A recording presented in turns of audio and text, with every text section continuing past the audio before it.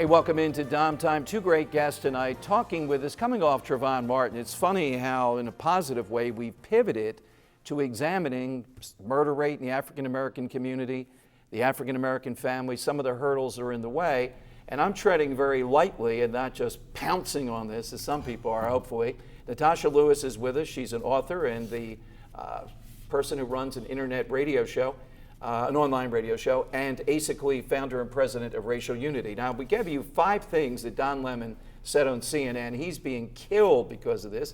He's African American, he's gay, and he says, pull up your pants, stop using the N-word, pick up the trash, he sees that in New York all the time, stay in school, and 73% out of wedlock rate is just wildly inappropriate.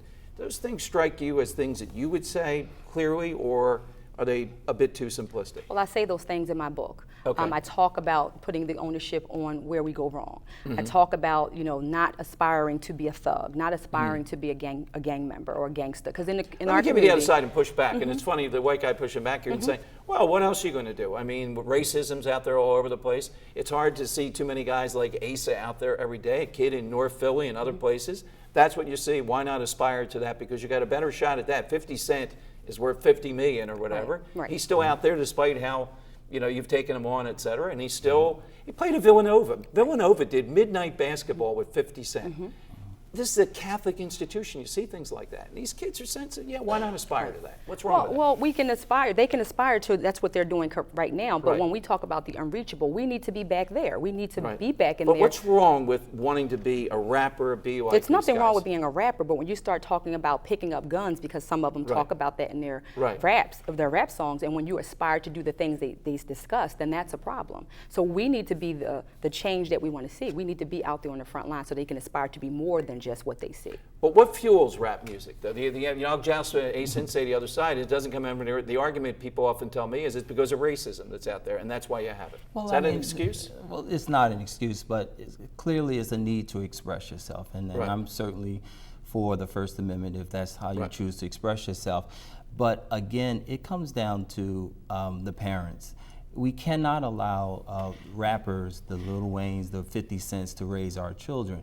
We have to be the role models for our children. We have to come and be the example in the neighborhood for our children. They can't touch and shake hands and see every day 50 Cents. They see an image that's put out there.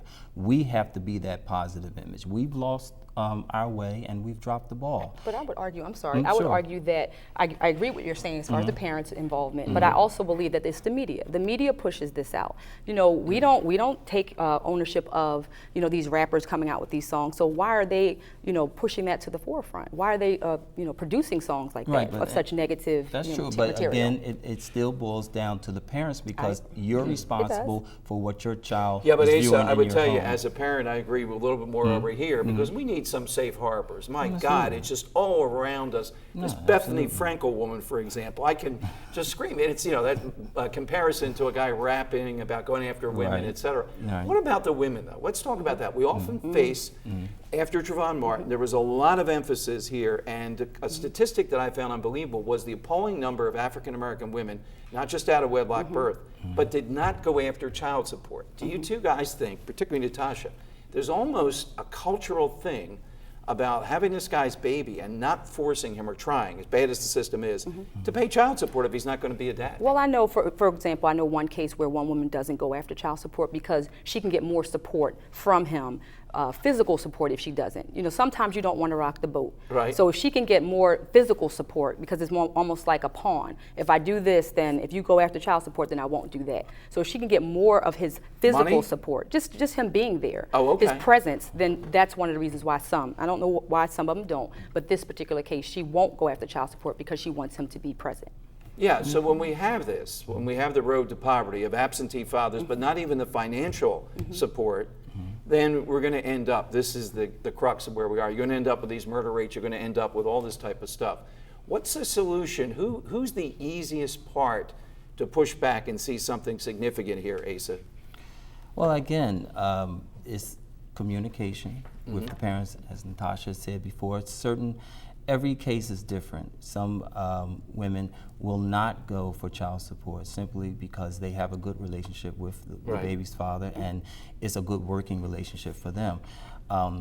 I personally believe if two parents can come together and come to some sort of financial agreement and emotional agreement for the child, the courts is not, there's no need for the courts to get involved in that. And actually you're getting more But I don't money think it's than that. happening though. You guys think it's happening? No, it's happening now. I think well, now then why it's do we happening see now. so many people in poverty then in the African American community? Well, I think children with single moms. I think a lot of that has to do with lack of education and lack of job opportunities.